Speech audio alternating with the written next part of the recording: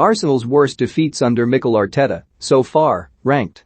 You could hardly have blamed Mikel Arteta for accepting Arsenal's invitation to become their manager back in 2019, though in hindsight it's beginning to look like a very ambitious move. While sitting next to Pep Guardiola for a few years is all well and good, the leap from assistant boss to manager is huge, and to be at the helm of such a massive club in his first ever managerial role is quite the challenge. Arteta's tenure has come under increased scrutiny in recent months after the club failed to qualify for Europe for the first time in 25 years, and defeat to Hibernian in their first pre-season outing on Tuesday night is not the start he'll have wanted to their 2021-22 campaign. Arsenal fans are constantly told to trust the processes, but that's all just beginning to sound a bit like PR rubbish to us. Following their shocking defeat to Hibs, 90 Min has taken a look back at Arsenal's worst defeats since Arteta took charge in December 2019. It may not seem like a bad loss on paper, but given the way Arsenal played and the magnitude of the occasion, their defeat to Villarreal at the end of last season was a shocker. Arteta was taught a managerial lesson by former Arsenal boss Unai Emery, and were it not for the Villarreal boss's negative tactics, the Europa League semi-final tie would have been over after the first leg. Manu Trigueros handed the home side the lead within 5 minutes with a powerful strike before some woeful Arsenal marking allowed Raul Albiol to double the lead before the half-hour mark. Nicolas Pepe's second-half penalty offered the Gunners some hope, but the damage had already been done, and a 0-0 draw at the Emirates Stadium a week later spelled the end of their 25 years in Europe. A dreadful night for Arteta, and definitely one of his worst in management.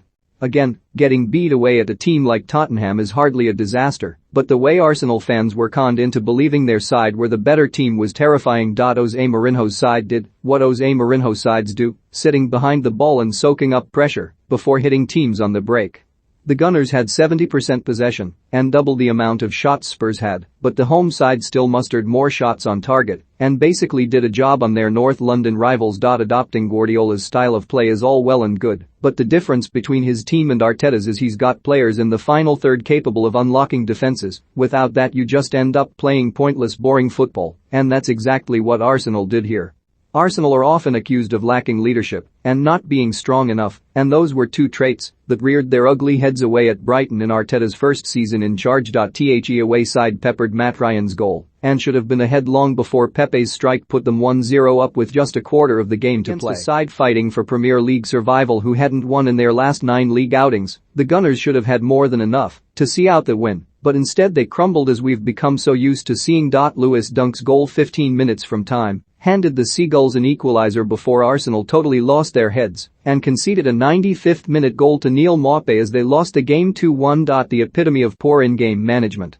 Burnley hadn't won an away game all season when they travelled to the Emirates in December 2020, so good on Arsenal for handing them an early Christmas present. Arteta's men had countless opportunities to break the deadlock, amassing 18 shots on goal across the 90 minutes, but their shocking finishing meant the score remained locked at 0-0. Still, you would have fancied Arsenal to find the breakthrough sooner or later. That was before Granit Xhaka decided to grab Ashley Westwood by the throat and got himself sent off. Lack of discipline came back to haunt Arsenal once again as Burnley started to take control of the game, and Pierre-Emerick Aubameyang's late own goal handed the Clarets all 3 points. Don't be fooled into thinking Arteta fielded a weakened team against Hibs, or that he was purely looking to give players a run out.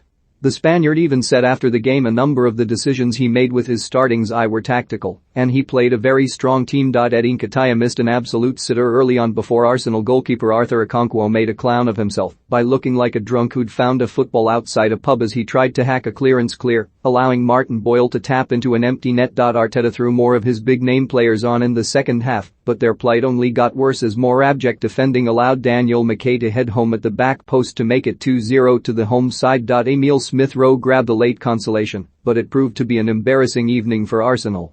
Undoubtedly Arsenal's worst performance under Arteta. The Gunners were second best to every ball against Aston Villa at the Emirates last December, with Jack Grealish pulling the strings and making the Arsenal defence just look daft. The England man almost grabbed himself an early assist as he teed up John McGinn who smashed the ball home, but the visitors were denied by a marginal offside call.